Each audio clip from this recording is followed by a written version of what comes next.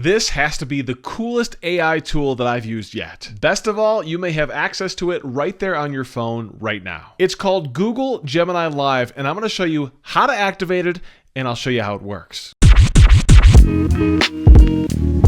Tech it before you wreck it. What's up, geeks? I'm Kirk, and I really wanted to show you this tool because I've been playing around with it on my Google Pixel phone, and I just think it's really, really cool and a good example of how AI is getting better. So it's available on a lot of Google Pixel phones. You'll want to check to see if your Android phone supports Google Gemini Live, and I've found that there's two ways to get into this tool to get it started up. The first way is by simply saying, "Okay, Google," and then you tap on that icon in the bottom right-hand corner. That takes you right into the Gemini Live interface. Another way to get to it is to load up the Gemini app if you have it on your phone. That's the icon right there. I'll tap on the Gemini app and I have that same Google Gemini Live icon in the bottom right-hand corner. If I tap on that, that begins a Gemini Live session. So what's crazy about Gemini Live is that it's like having a conversation with another person. And I want to show you exactly how that works. I'm going to have a quick conversation about football.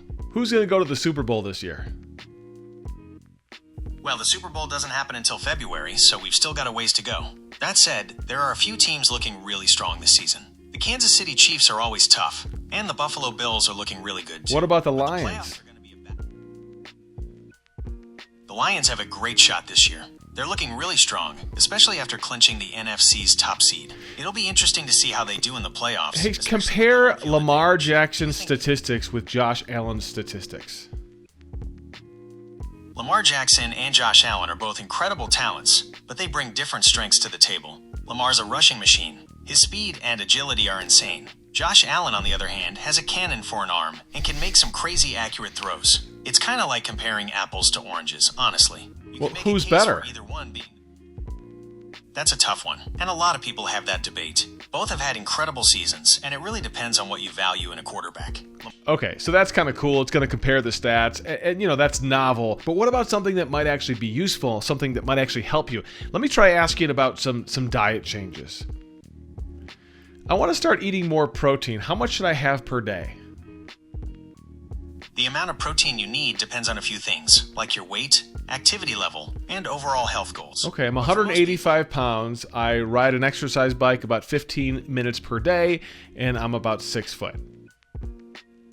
Alright, so you're 185 pounds, and you ride an exercise bike. To figure out how much protein you need, we'll need to convert your weight into kilograms. Can you grab a calculator for me? No, you can do it. Sure thing.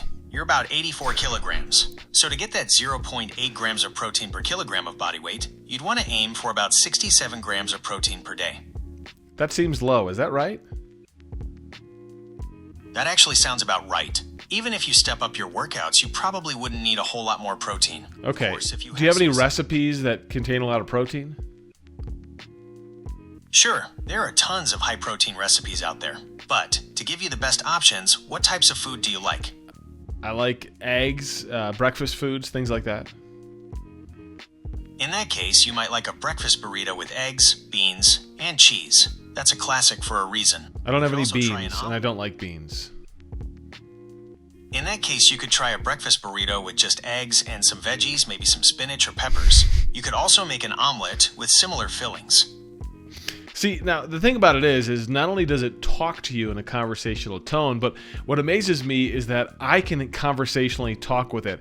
I wasn't using structured requests like you would with a typical search, and in many cases, you know, I was kind of talking on top of myself or just shooting little phrases back at it, and it totally understood what I was saying and totally kind of interpreted what I was saying and responded based on that. I think it's cool. I want to know what you think. Comment below. Let me know, is this a tool that you might use, the Gemini Live tool on your phone? And if not, what do you want to see? What might you use more if it was built into AI? I think this is an example of where AI is going, kind of what's next, as we'll probably see our voice assistants, the Google Home devices, the Alexas, and the Siris start using more AI like we see here in Google Gemini Live.